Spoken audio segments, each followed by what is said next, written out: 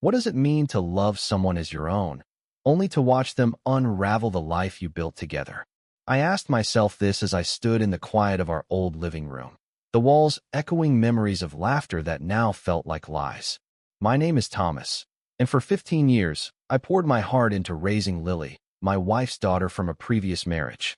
She wasn't mine by blood, but every bedtime story, every scraped knee I bandaged, every proud clap at her school plays made her my daughter in every way that mattered. Or so I thought. When I met Sarah, Lily was a shy 3-year-old with wide, curious eyes.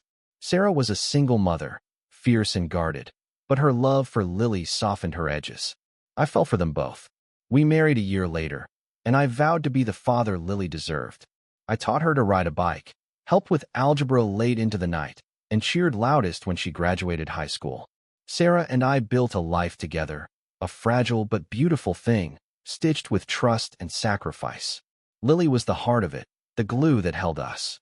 But cracks formed quietly. By the time Lily was 18, something shifted. She grew distant, her smiles forced, her eyes dodging mine. I chalked it up to college stress, to growing up. Sarah, too, seemed preoccupied, her warmth replaced by a quiet tension. I didn't press. I trusted them. That was my mistake.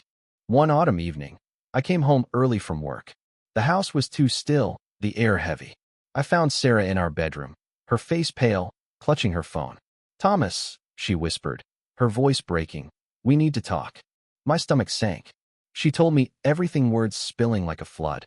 She'd been having an affair for a year with a coworker, a man named David. But that wasn't the worst of it. Lily had known. She'd seen them together months ago, caught them in a moment that should have been impossible. And she'd kept it secret, protecting her mother, shielding the lie that was tearing us apart. I felt the ground vanish beneath me. Lily, my Lily, the girl I'd raised as my own, had chosen silence over truth. She'd watched me live in a house built on deception, smiling at me across the dinner table while knowing the betrayal. I wanted to scream, to demand why, but all I could do was stare at the photo on the mantel. Lily at 10, grinning gap-toothed in my arms. The confrontation came the next day. Lily stood in the kitchen, her arms crossed, eyes red but defiant. "I didn't want to hurt you," she said, her voice trembling. "Mom begged me not to tell. She said it was a mistake, that she'd end it." I wanted to believe her, to cling to the love I'd felt for her all those years. But the trust was gone, shattered like glass. "You chose her over me," I said, my voice low, each word a wound. "You let me live a lie." Sarah tried to explain, too, her apologies a tangle of guilt and desperation. "She loved me," she said, "but David had been an escape from the weight of our life." I didn't listen. Her words were noise, drowning in the roar of my pain. I moved out that week, renting a small apartment across town. The house we'd built together felt like a tomb. Months passed, and the silence between us grew. Lily called once, her voice small, asking to meet.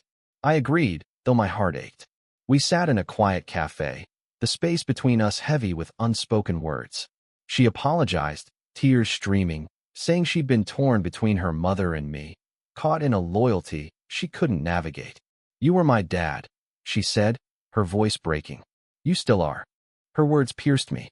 I wanted to forgive, to rebuild, but the hurt was too raw. I'd raised her, loved her, given her everything, yet she'd hidden the truth that broke us.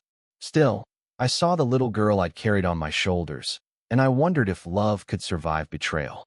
I don't know if we'll ever mend what's broken. Sarah and I are strangers now, our marriage a casualty of her choices. But Lilith's still my daughter, even if the word feels fragile. I've learned that love isn't ownership, it's a choice, one that hurts and heals in equal measure.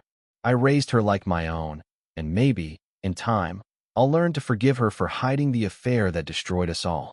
For now, I hold on to the memories, the good ones, and hope they're enough to guide me back to her someday.